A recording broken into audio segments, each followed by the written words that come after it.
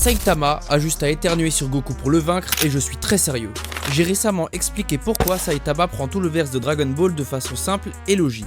Sauf qu'au vu des réactions, essayer d'expliquer une chose simple à la communauté Dragon Ball, c'est comme tenter d'expliquer la physique quantique à une table basse. Bon, on reprend. Goku subit les lois d'un univers de combat sérieux. Il doit sans cesse s'entraîner et progresser pour dépasser ses limites. Saitama possède dès le départ une puissance absolue et infinie. Goku ne pourra donc jamais l'emporter face à lui. Ce personnage est conçu pour être invincible et surpasser n'importe qui.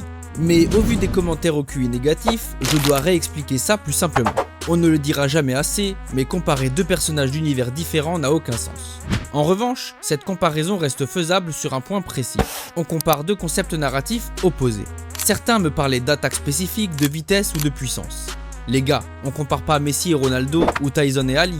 Pour des personnes réelles, les faits et les palmarès comptent. Mais essayer de comparer des données chiffrées entre deux œuvres qui ne partagent ni les mêmes règles, ni les mêmes intentions d'écriture, c'est juste débile.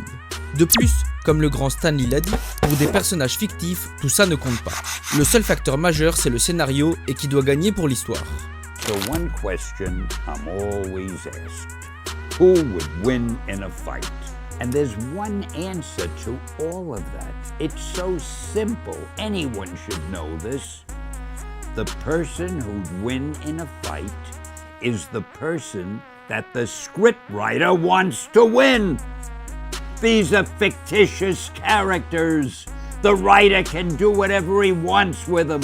Mais comme ces personnages fictifs ne font pas partie du même univers, ici on oppose juste deux idées d'écriture.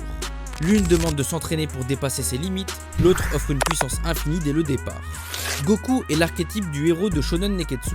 Progression, entraînement, dépassement des limites face à un mur, etc. Saitama est une satire de cet archétype. Il commence son histoire là où Goku passe sa vie à essayer d'arriver.